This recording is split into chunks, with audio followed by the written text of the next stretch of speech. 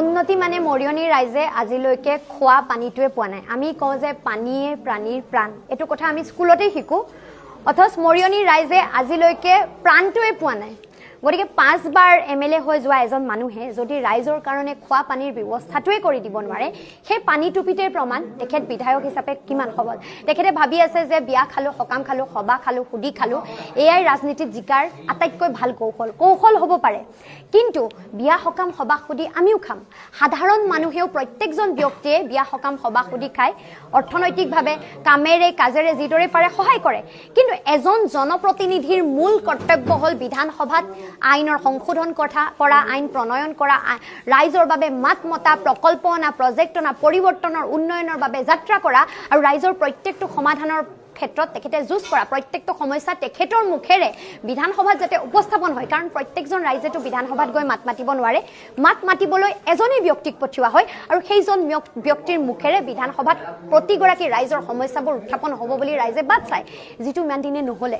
মই বিচাৰোঁ মৰিয়নি সমষ্টিৰ ৰাইজে খোৱা পানী টুপি অন্তত শুই উঠি সদায় পাওঁ।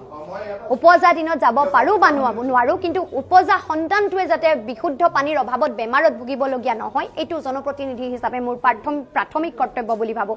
মই ভাবোঁ যে বৰতীয়া দিবলৈ টকা 500 গৈ দিয়াতকৈ বা বেমাৰৰ বাবে টকাটো গুজি দিয়াতকৈ বেছি দৰকাৰী হ'ল সেই সময়ত বেমাৰ হোৱা মানুহজনে উপযুক্ত সময়ত চিকিৎসকজন পায়নে নাই, টেষ্ট কৰিবলৈ মেচিনছ পায়নে নাই, দৰৱখিনি নিকিনাকৈ প্ৰয়োজনত পায়নে নাই, এইখিনি ক্ষেত্ৰত ভাল চিকিৎসালয়, কেৱল বিল্ডিংটো নহয় চিকিৎসালয়, মানে চিকিৎসালয়ৰ ভিতৰত পৰ্যাপ্ত পৰিমাণে ডক্টৰ, স্পেচিয়েলিষ্ট, টেষ্ট কৰিবলৈ মেচিনছ আৰু দৰৱ, এই সকলোখিনি সুবিধা যাতে মৰিয়নিৰ ৰাইজে পায়। মৰিয়নিত অসম নাগালেণ্ড সীমা সমস্যা আছে, দীৰ্ঘদিন ধৰি ৰাইজে জীয়াতু ভুগি আছে। অসম চৰকাৰ, নাগালেণ্ড চৰকাৰ, কেন্দ্ৰ চৰকাৰৰ সমুলঞ্চে সকলোৱে মিলি এটা মীমাংসাত উপনীত হ'ব লাগিব, নহয় কেন্দ্ৰ চৰকাৰৰ হস্তক্ষেপ লাগিব।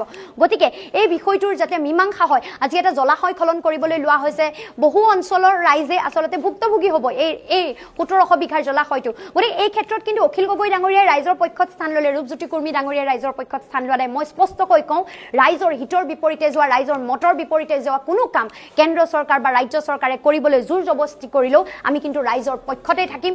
ৰাইজৰ পক্ষত প্ৰয়োজনত বিধানসভাৰ ভিতৰত আৰু বাহিৰত প্ৰতিবাদ সাব্যস্ত কৰি যাম।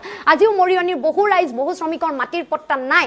গতিকে মাটিৰ পট্টাৰ সমস্যাটোক লৈ অখিল গগৈ কৃষক মুক্তি আগৰে পৰাই সৰব, আমি ৰাইজৰ দলে জন্মৰ পৰাই সৰব। গতিকে মাটিৰ পট্টাহীন প্ৰতিগৰাকী ব্যক্তি, আমাৰ আচলতে বান গৰাখহনীয়াৰ সমস্যাত ভুক্তভোগী হোৱা প্ৰতিগৰাকী ব্যক্তিৰ পক্ষত আমি থাকিম। সমস্যাবোৰ সমাধানৰ বাবে যদি পানীত জলসিঞ্চনৰ ব্যৱস্থা লাগিব, তাতোতকৈ ডাঙৰ কথা উদ্যোগীকৰণ লাগিব।